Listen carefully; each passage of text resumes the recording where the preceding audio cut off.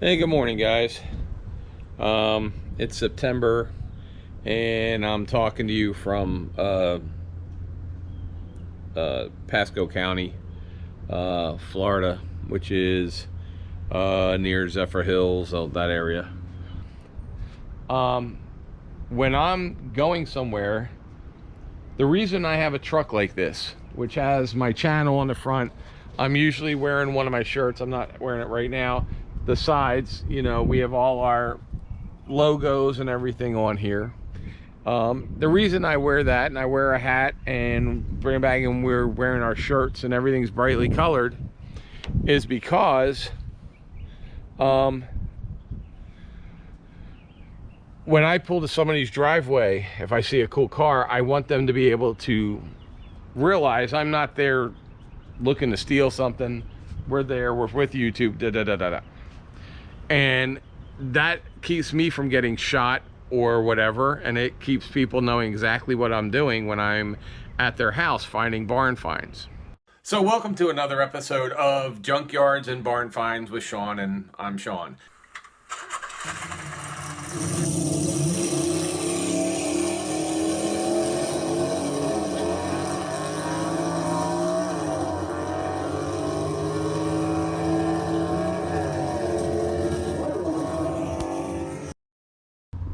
This video today was actually going to be at a place down in Tampa.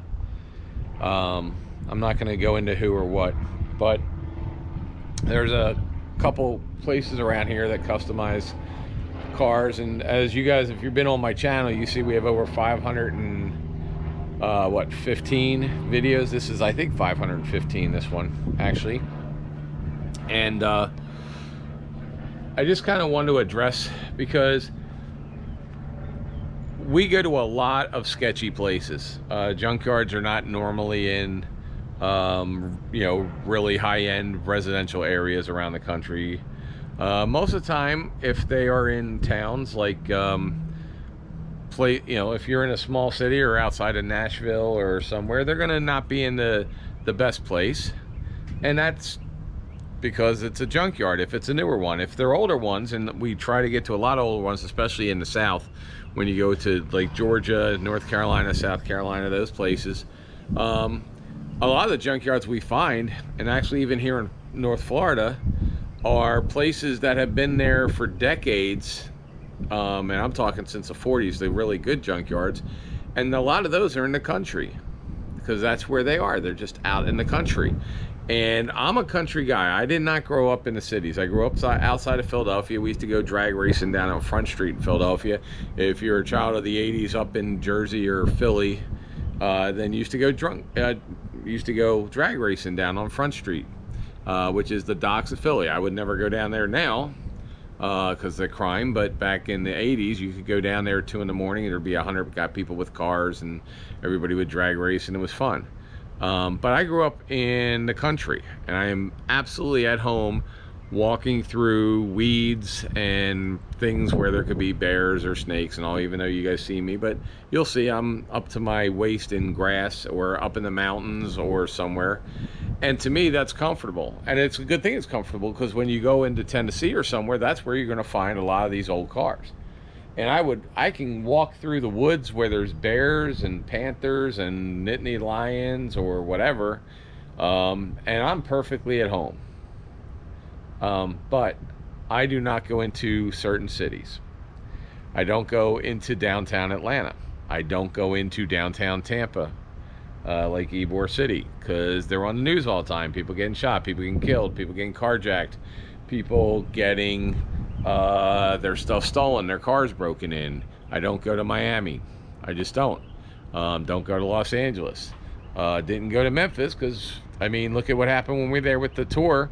50 cars got stolen from hotels, and one hotel had people running through, breaking glass windows of custom cars in the parking lots, people in broad daylight. You got nice cities, Nashville, or most of the other cities that are in Sevierville. You've got places like Fort Myers that are smaller.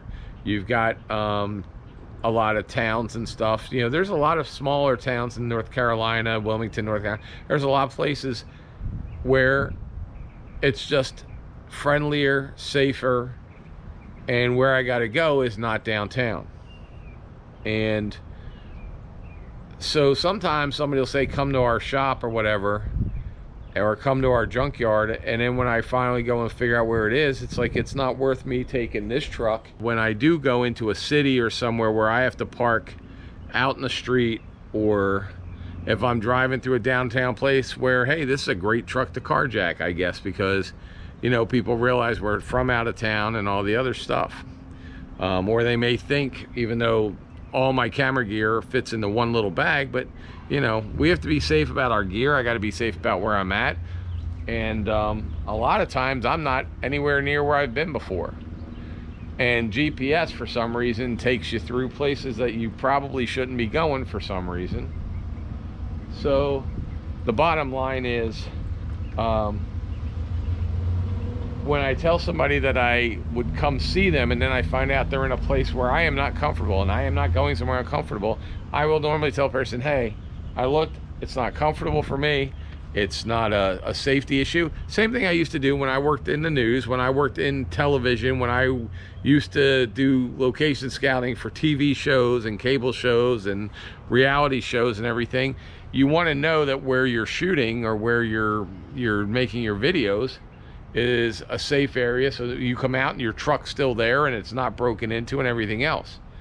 And when I have that issue, I'll try to find somebody local to get me in there the safest way possible. And I'm sorry that it upsets some people that I say, you know what, I just can't go there. I just can't come to your house, or I just can't come to your shop because you live in a what is known as high crime area. Whether you think it is or not, most of the time I go and look at all the crimes, and you can pull these things up. And if I see something that's really a high crime area, I'm not going there. There's no video that I make that's worth getting carjacked, getting cars broken into, getting my stuff stolen, whatever. And if all I'm doing when I'm there is thinking about somebody breaking into something or my own safety, then it's not going to be a good video, because then I'm just worried about my safety or the safety of anybody I bring with me. And for some people, I say that, and that's as professional I get, and then also I go, oh, well, you're not professional. Well, I am exactly professional. Believe me, I've worked for TV networks, all kinds of networks, from sports networks to network news to TV shows on every kind of network, from Fishing Channel on down, over the last 20 years. And I could tell you that every place we've ever shot, the first thing is it safe for the crew? Is it safe to be for the equipment? And that's the bottom line. So like I said, this thing just happened today where I was supposed to go see somebody, and they have probably a great shop and they build some awesome cars, but that's not my concern. My concern is it this video worth going, and is the risk of what we do for a video worth doing? It's the same as if somebody said that they have stuff up on a mountaintop. Is the physical risk worth going? And then when I try to discuss that with somebody and say we could reschedule or something, next thing you know, they go, oh, well, you're not a man or anything else. You know what? I flew in the military. I don't have to prove I'm 55 years old now. I've raced cars. I've scuba dived in caves. There is not a thing in the world that I got to prove to anybody, especially people I don't know, on whether I'm a man or not. You know what? And it is even a thing. But when you go personal on me, you can guarantee I'm never coming out. I don't go personal on anybody. If it's a good shoot, if it's a good location, if it's a good product, a good place to make a video, I'll go.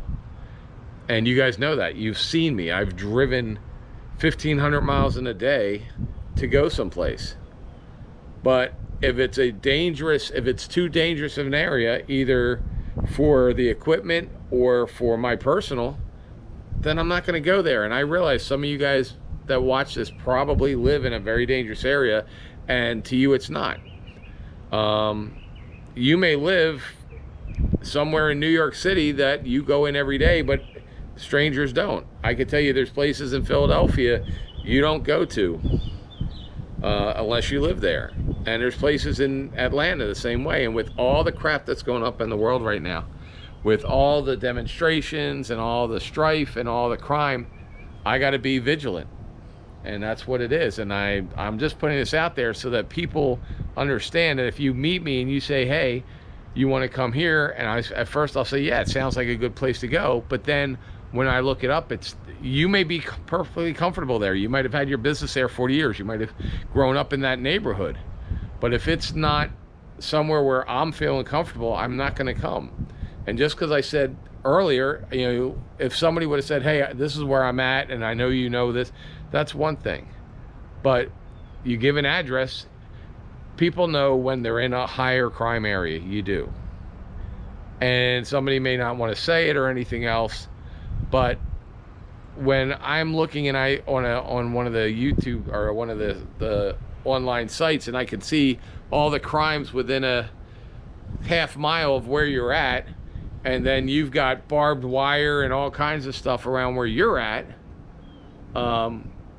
you know, it's probably not somewhere I want to come to, especially because I'm not from there. I am way more at ease going out to the middle of nowhere in the Pocono Mountains than I am going down to downtown Philadelphia. And there's plenty of people. I mean, there's a lot of car guys that live in Los Angeles, right in the middle of the city, and that's fine. That's comfortable for them. But I guarantee they would probably not be comfortable going out into a field with a bunch of cows, or going up in the mountains where there's wild bears to go video cars that are in the woods. We all have our strengths and weaknesses. We all have our areas of being comfortable. That is, my area of being comfortable is a place I consider safe. I would much rather face a bear than I would to face a gang downtown somewhere. It just is what it is. And if people don't like that, I can't help you.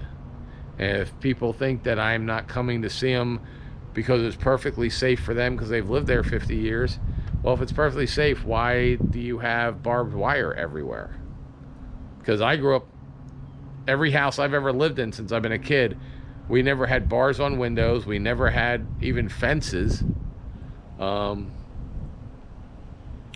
even lock the doors a lot of places when I grew up in Bucks County, Pennsylvania, and the house down towards Florida. I've only been a victim of crime once, and that's when I was stationed in Jacksonville, Florida, back in the 80s, and someone stole my ATV right off the trailer, hooked up to my Corvette. And again, that's Jacksonville. Jacksonville has a high crime rate. Back then it did as well. Anyway, so I just kind of putting this up to share with you that I'm happy to come see you on places, and a lot of people I meet a lot of times, but there's going to be places I just don't go, and if you don't agree with that, that's okay, because there's places I go that you would probably never go. Anyway, just putting this out there. So have a good day. I hope you like what we're doing. We've been putting up a bunch of junkyard walks, and we'll continue to do a bunch of stuff. Anyway, thanks guys, and we'll talk to you later. Bye-bye. April, should they subscribe to this channel even if they don't like cars today for this one? Probably just for this one.